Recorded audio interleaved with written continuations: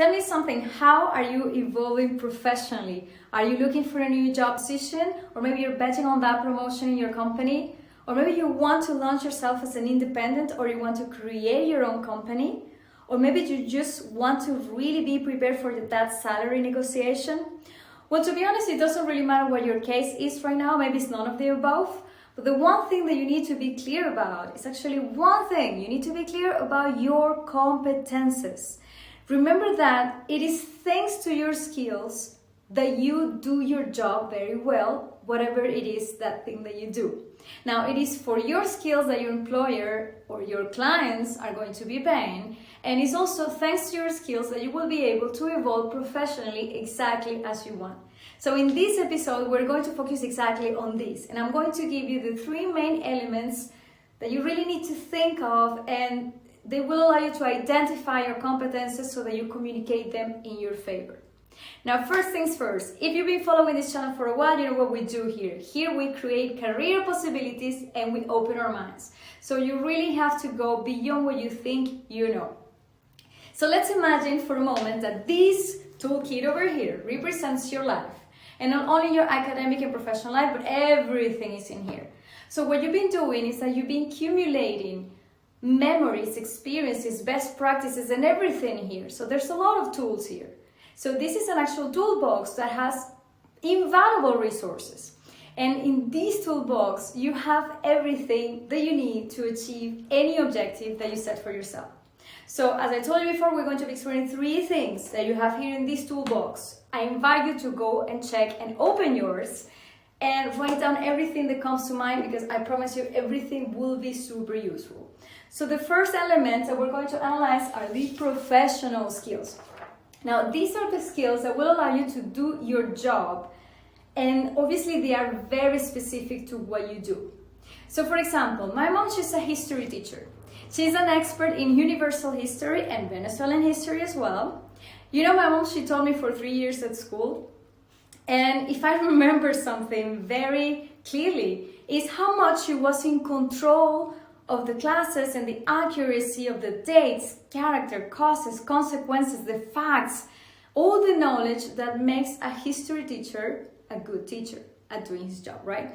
But apart from that, my mom, she had a methodology, she had a structure, she was really good at managing groups and preparing the classes and everything. So all these things are called methodology. These are all professional skills. And this is what makes a person able to deliver a job for which this person is paid for. Everything is on the suitcase or on the toolkit, okay? Now, going back to you, what is your job? What is it that you do? In your role, what job-specific competences do you have that you know that you're good at and you can clearly list them?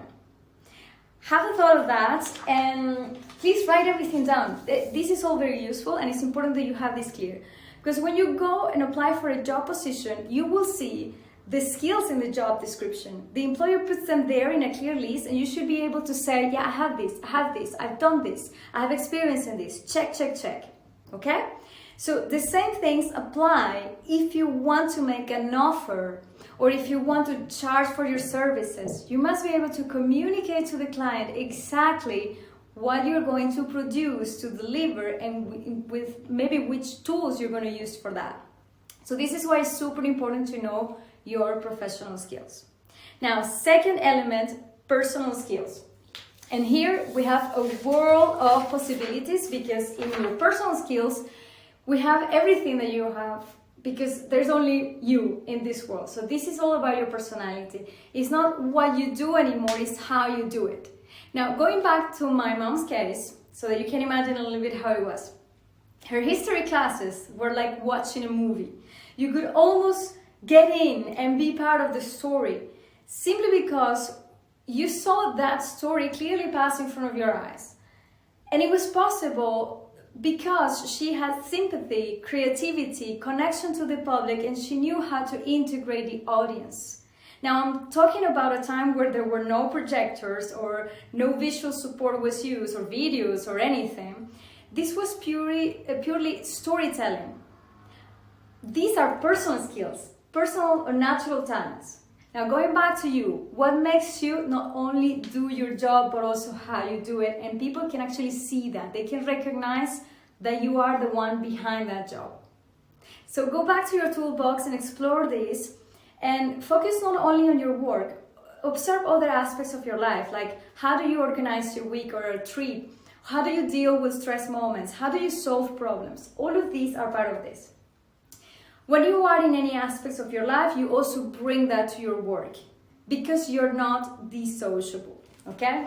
Now, third aspect is what we call transferable skills. Now, these are the skills, and you will see this at some point in this context, but they are everywhere. You can bring them to another job position, to another role. And here you can ask me, are personal and professional skills transferable? Well, the answer is yes. In fact, your personal skills and your professional skills, your personal skills are all transferable because, again, you're not dissociable. Now, professional skills, they are not necessarily all easy to be transferred, but you can do something about it. So I'm going to give you a hypothetical example. Let's say that my mom, now she decides to open up a pastry shop and gives workshops on how to make cakes.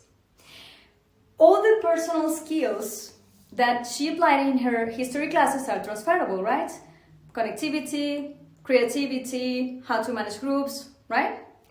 Now, the specific knowledge of history classes, these are a little bit more difficult to transfer unless we get very, very creative in those workshops, right?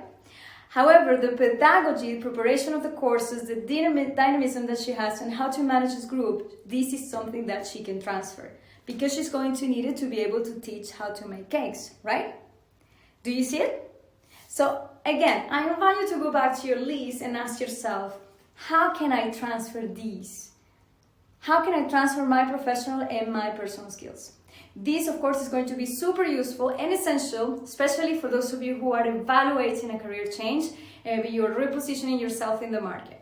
Now, these are the three elements that you really need to analyze and think in order to exploit and explore what are your professional and personal skills. Now, before we leave today, I want you to leave you with one more tool. And please pay attention to this. This is something very, very valuable that you have. And if you're aware of it and you use it to your advantage, you can go a long way. These are your internal competences. What the hell is that? Well, as a human being, you have tools within you. You have your intuition, self-awareness. Some people are more sensitive to some environments and to some people. Self-knowledge, mental programming are tools that can help you master your internal tools as well as to make shine the rest of your profile. There will be no professional objective that you cannot achieve if you're aware of this.